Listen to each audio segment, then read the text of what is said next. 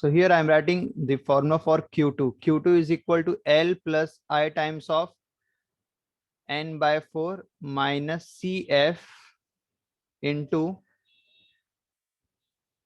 H by F. H by F. But यहाँ पे Q2 दिया हुआ है, ध्यान दो, Q2 is given to us. तो यहाँ पे अगर Q2 की वैल्यू दिया है तो हम लोग L CF H F ये कैसे निकालेंगे? ध्यान से देखो, बहुत इंपॉर्टेंट चीज है। इसके पिछले सम से हमने क्या किया था, हमने क्वार्टाइल 2 निकाला था। तो we are going from right to left, जिसमें किसके बीच में वैल्यूज आती है वो चेक करते हैं। फिर दो उसी रो में मिलता था और एक अपर रो में मिलता था। बट यहाँ पे Q2 ऑलरेडी दिया हुआ है आंसर, तो वैल्यूज कैसे निकालेंगे? निकालना वही तीन वैल्यूज है, L F और CF। बट इस बार अपने को फ्रीक्वेंसी निकालना है, द अननोन निकालना है, और Q2 ऑलरेडी दिया हुआ है।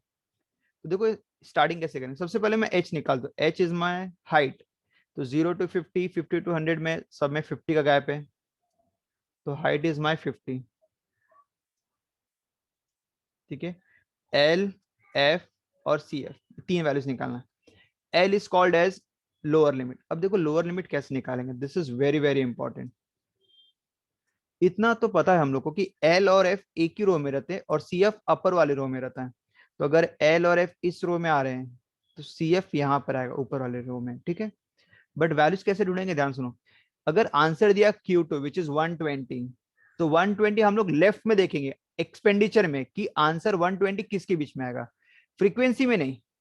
हम लोग किसमें देखेंगे? एक्सपेंडिचर में, क्योंकि इस बार मीडियन का आंसर दिया हुआ है। Q2 120 आंसर दिया हुआ है। ठीक है, पहले हम लोग क्या करते थे, इसके पिछले सम्स में, वो भी रिपीट में बता दे रहा हूँ दोनों में डिफरेंस क्या है। यहाँ पे हम लोग Q2 की वैल्यू निकालते थे 2 times of N by 4, N दिया रहता था तो कैलकुलेट करके देखते थे कि हम लोग किसके बीच में आ रहा है। ठीक है, बट यहाँ पे ऐसा बीच में नहीं, यहाँ पे Q2 द आंसर, जैसे यहाँ पे उन्होंने आंसर निकाला था 165.625, वहां पे आंसर दिया हुआ है विच इज 120। तो हम लोग चेक करेंगे एक्स के कॉलम में 120 कहाँ पे आ रहा है। तो 120 कम्स अंडर 100 एंड 150, इसके बीच में। तो 100 मेरा लोअर लिमिट होगा, उसके सामने जाऊंगा। 15 मेरा फ्रीक्वेंसी होगा, उसके सामने जाऊंगा, और ऊपर ये मेरा हो जाएगा CF। ठीक है, तो यहाँ पे मैं सर्कल कर दे रहा हूँ। फिर से बोला 120 विच इज माई Q2, ये 100 और 150 के बीच में आएगा। तो Q2 के लिए I will select this value, आगे जाऊंगा which is my 15 is my F, और अगर मैं ऊपर जाऊंगा that 7 plus X is my CF। तो ये तीन वैल्यूज मिल गई। तो यहाँ पे Q2 120 है, उसके लिए L 100, F 15 and CF which is 7 plus X. We'll substitute these values. So Q2 which is 120, L which is 100 plus I times of N by 4. I is my 2, N is my 50. CF which is 7 plus X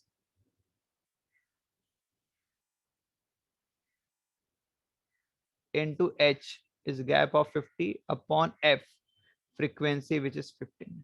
फिर से मैं values मैंने क्या क्या put up किया मैं बता दे रहा हूँ। Q2 120 दिया था, L 100 plus 2 times of N, N is 50 which is given in the question, by 4 minus CF, CF is my this 7 plus X into H by F, H height gap in X 50 है, divide by 15 which is my frequency. चलो let's evaluating. अब ये जो equation दिख रहा है इसमें सिर्फ एक ही वेरिएबल है x, इसका मतलब मैं यहाँ से x की वैल्यू इजीली कैलकुलेट कर सकता हूँ। So 120 is equal to 100 plus 15 to 200, 100 by 4 25 minus of 7 plus X, bracket open करेंगे तो -7 माइनस एक्स, 50 by 15 5 से कैंसिल हो रहा है, 5 10 जा 5 3 जा, 100 को वहां लेके जाओ which is 120 minus 100, 25 minus 7 which is 18,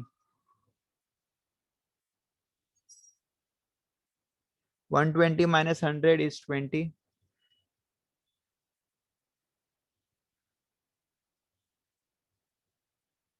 10/3 यहाँ मल्टीप्लाई कर रहा हूँ, वहां जाएगा तो रेसिप्रोकल 3/10 हो जाएगा। 20 × 3/10, 0 and 0 cancel, 2 3s are 6, so -x को वहां ले लेंगे तो +x, और 6 को वहां ले लेंगे जाएंगे तो -6, तो x इज इक्वल टू 12। चलो मुझे एक वैल्यू यहाँ पे मिल गई, x की वैल्यू क्या मिली, 12। और अगर x की वैल्यू 12 है तो हम लोग यहाँ जो फर्स्ट इक्वेशन निकाले थे विच इज x + y = 25,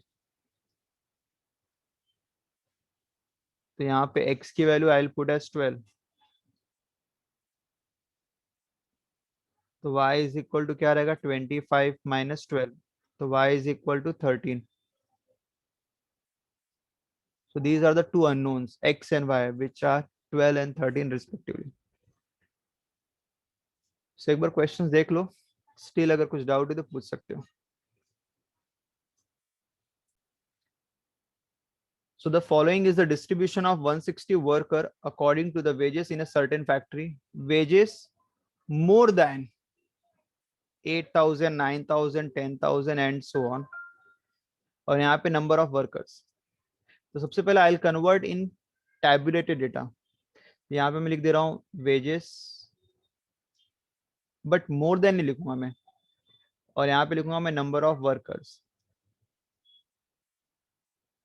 ठीक है, तो वेजेस मोर देन, फर्स्ट क्या लिखा 8,000, तो अगर मैं इसको क्लास में कन्वर्ट करूंगा तो 8,000 मोर देन बोला ना, मतलब 8,000 से ज्यादा।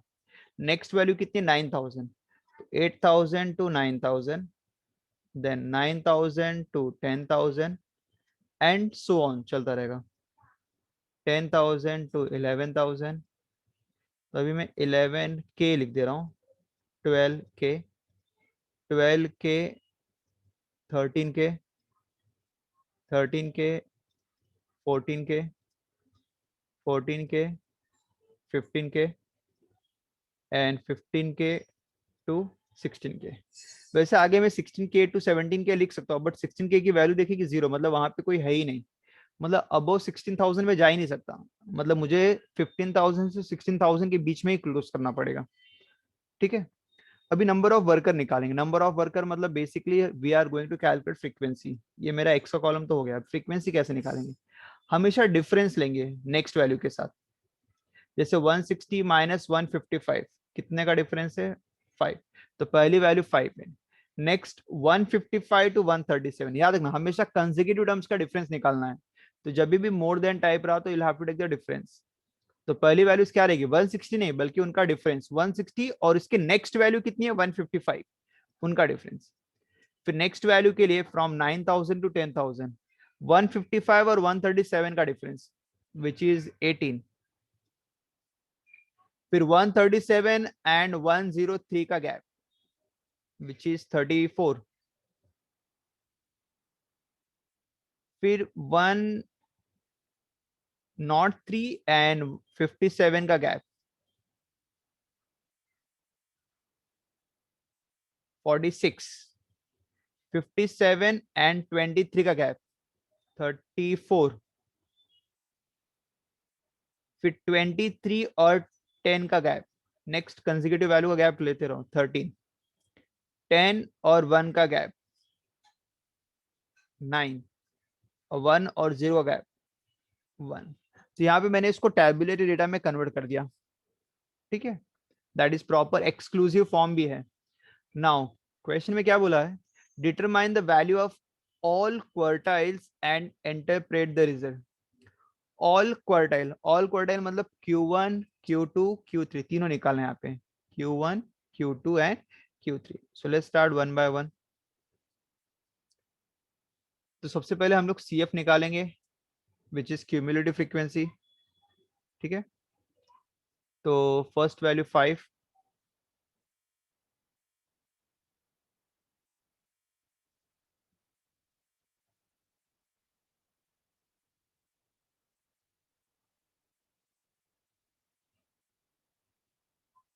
5 प्लस 18 23,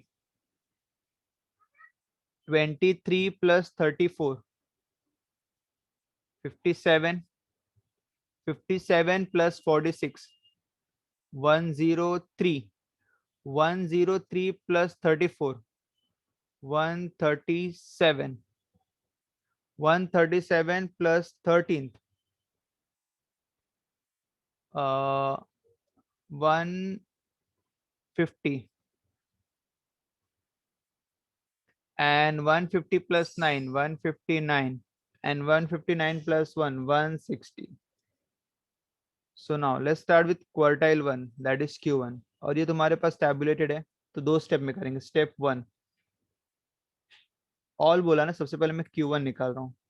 तो Q1 is equal to 1 bracket में n/4. थ वैल्यू नहीं लिखना है, th वैल्यू नहीं लिखना है, सिर्फ Q1. तो 1 टाइम्स ऑफ 160/4, 160/4 इज 40. इससे तीन वैल्यूज और मिलेगी, L, F और CF. सबसे पहले चेक करेंगे किसके बीच में आ रहा है. ठीक है, सो यहाँ पे I can see, take the red one. हाँ, इट इज बिटवीन 140 है ना, 23 और 57 के बीच में आएगा. 23 और 57 के बीच में आएगा. ठीक है, सो एक ऊपर की वैल्यू 23 और 57 के सामने जो रहेगा वो F, और इसके सामने जो रहेगा 10,000 is my L. So we have to take these three value. ठीक है, सो यहाँ पे L मेरा कितना है, 10,000, दैट इज 10K. फ्रीक्वेंसी मेरा 34 एंड CF मेरा 23.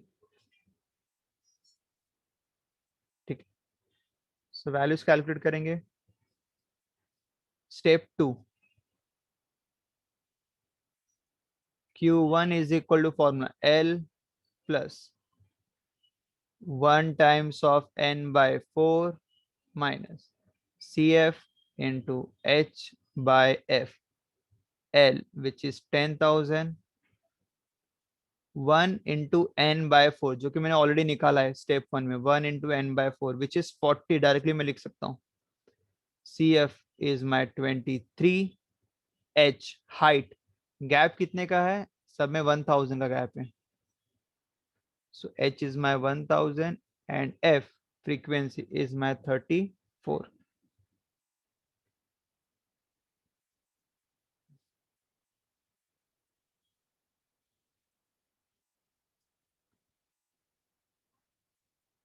फिर then 10,000 plus 40 minus 23, which is 17, into 1000.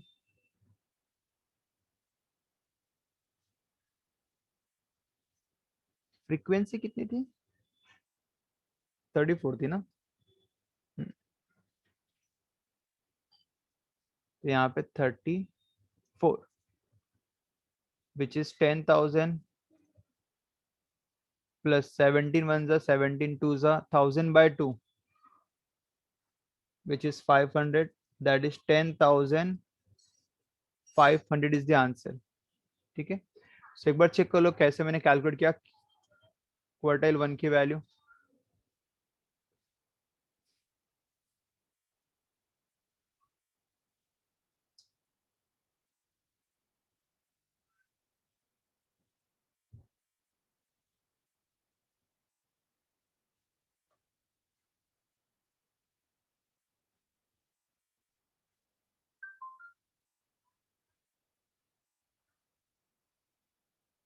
अगर कोई स्टेप में डाउट है पूछ सकते हो. ठीक है, तो जैसा मैंने Q1 निकाला, similarly Q2 and Q3 I am giving you as a practice, तो you have to solve and show me this. ठीक है, Okay, sir.